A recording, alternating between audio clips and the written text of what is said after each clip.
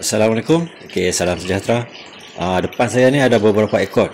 Jadi yang bakal untuk induk ikan tilapia ni saya ada asingkan dan saya boleh kongsi sedikit lah. Nak tunjuk daripada sifat fizikal ikan tilapia ni, yang mana satu jantan, yang mana satu betina. Okey, saya nak share. Saya nak tunjuk yang betina dulu. Okey, yang ni yang saya nak ambil ni. Okey, yang ni confirm betina. Kalau tengok daripada sifat fizikal dia yang agak membulat, ini ikan betina. Nampak? Okey, saya nak share yang jantan pula. Tengok sifat ikan tilapia yang jantan. Kalau sifat daripada bentuk fizikal dia. Kalau yang memanjang yang macam ni, ini ikan jantan.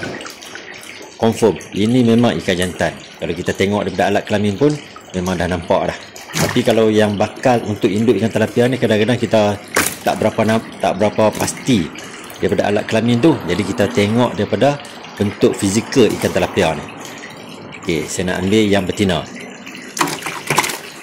Yang ni kalau tengok daripada keadaan atas ni pun dah macam membulat sedikit bentuk fizikal dia ni. Okey, nampak membulat sedikit. Ini yang betina.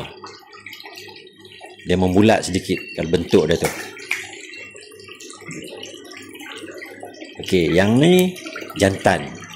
Yang memanjang ni memang selalunya akan jantan lah. Ni betina. Yang ni pun betina juga. Tengok, dia membulat. Jadi senang. Ikan tilapia ni memang mudah untuk kenali jantan dan betina. Walaupun kita tengok daripada sifat fizikal dia. Okey, salam sejahtera.